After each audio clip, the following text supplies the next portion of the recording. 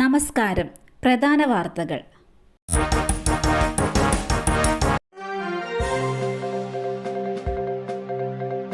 ടയറുകൾ പൊട്ടിത്തെറിച്ചു.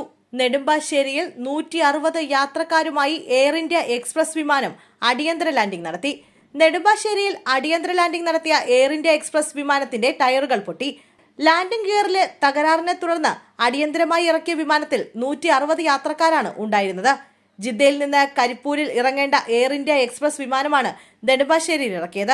യാത്രാമധ്യേ വിമാനത്തിന് സാങ്കേതിക തകരാറുകൾ സംഭവിച്ചതിനെ തുടർന്ന് അടിയന്തര ലാൻഡിംഗ് വേണമെന്ന് പൈലറ്റ് ആവശ്യപ്പെടുകയായിരുന്നു. അടിയന്തര ലാൻഡിംഗിന് വേണ്ട തയ്യാറെടുപ്പുകൾ നടത്തിയിരുന്നതിനാൽ വൻ ദുരന്തം ഒഴിവായി. യാത്രക്കാർ സുരക്ഷിതരാണെന്ന് സിയാൽ അറിയിച്ചു. വിയ്യൂർ ജയിൽ ചാടിയ കുപ്രസിദ്ധ കുറ്റവാളി ബാലമുരുകന്റെ ഭാര്യ ജീവനൊടുക്കി. വിയ്യൂർ സെൻട്രൽ ജയിലിലേക്ക് എത്തിക്കവേ കസ്റ്റഡിയിൽ നിന്ന് രക്ഷപ്പെട്ട കുപ്രസിദ്ധ കുറ്റവാളി ബാലമുരുകന്റെ ഭാര്യ മരിച്ചു. തെങ്കാശി സ്വദേശി ജോസ്മിനാണ് മരിച്ചത്. കൈഞ്ഞരമ്പ് മുറിച്ച് ജീവനൊടുക്കാൻ ശ്രമിച്ച ജോസ്മിനെ ആശുപത്രിയിൽ പ്രവേശിപ്പിച്ചെങ്കിലും മരണം സംഭവിക്കുകയായിരുന്നു. മക്കളുമൊത്താണ് ജോസ്മിൻ ആത്മഹത്യയ്ക്ക് ശ്രമിച്ചത്. പരിക്കേറ്റ രണ്ടുപേരും ചികിത്സയിൽ കഴിയുകയാണ്. തിരുനെൽവേലി മെഡിക്കൽ കോളേജ് ആശുപത്രിയിലാണ് ജോസ്മിന്റെ മൃതദേഹം. ബന്ധുക്കൾ ഏറ്റുവാങ്ങിയിട്ടില്ല. പോലീസ് അനുമതി നൽകുന്നില്ലെന്ന ആക്ഷേപവുമുണ്ട്. നവംബർ 2-നാണ് വിയ്യൂർ സെൻട്രൽ ജയിൽ കവാടത്തിൽ വെച്ച് പോലീസിന്റെ കണ്ണുവെട്ടിച്ച് ബാലമുരുകൻ രക്ഷപ്പെട്ടത്. കേരള പോലീസ് വ്യാപക തെരച്ചിൽ നടത്തിയെങ്കിലും കണ്ടെത്താനായില്ല.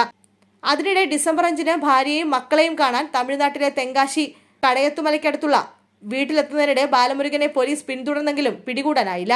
ജോസ്മിന്റെ മൃതദേഹം ഏറ്റുവാങ്ങാൻ ബാലമുരുകൻ എത്തിയാൽ പിടികൂടാൻ ആശുപത്രിയിൽ കാത്തുനിൽക്കുകയാണ് തമിഴ്നാട് പോലീസ്.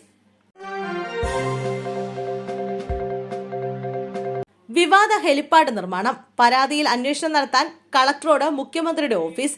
പത്തനംതിട്ട പ്രമാടത്തെ വിവാദ ഹെലിപ്പാഡ് നിർമ്മാണത്തിലെ പരാതിയിൽ അന്വേഷണം നടത്താൻ കളക്ടറോട് ആവശ്യപ്പെട്ട മുഖ്യമന്ത്രിയുടെ ഓഫീസ്. വിവരാവകാശ പ്രവർത്തകൻ റഷീദ് ആനപ്പാറയുടെ പരാതിയിലാണ് നിർദ്ദേശം.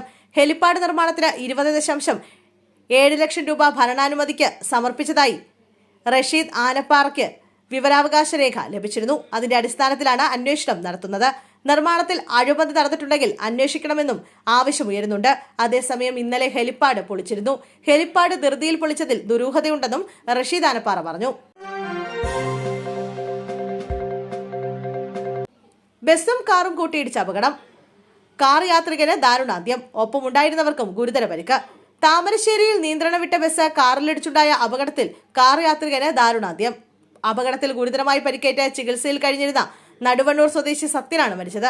ഇയാൾക്കൊപ്പം കാറിലുണ്ടായിരുന്ന തിക്കോടി സ്വദേശി സുർജിത്ത്, മന്തങ്കാവ് സ്വദേശി സുരേഷ് ബാബു എന്നിവർ പരിക്കുകളോടെ കോഴിക്കോട് ഗവൺമെന്റ് മെഡിക്കൽ കോളേജ് ആശുപത്രിയിൽ ചികിത്സയിൽ തുടരുകയാണ്. താമരശ്ശേരി പെരുമ്പള്ളി കരുവൻകാവിൽ ബുധനാഴ്ച ഉച്ചയോടെയായിരുന്നു അപകടം നടന്നത്. തമിഴ്നാട്ടിലെ ദേവാലയിൽ നിന്നും കോഴിക്കോട്ടേക്ക് വരികയായിരുന്ന CWMS ബസും കാറും കൂട്ടിയിടിച്ചായിരുന്നു അപകടം.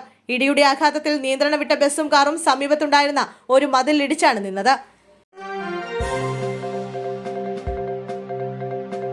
കേരളത്തിലെ അതിതീവ്ര വോട്ടർ പട്ടിക പരിഷ്കരണത്തിന്റെ ആദ്യഘട്ടം ഇന്ന് പൂർത്തിയാവും.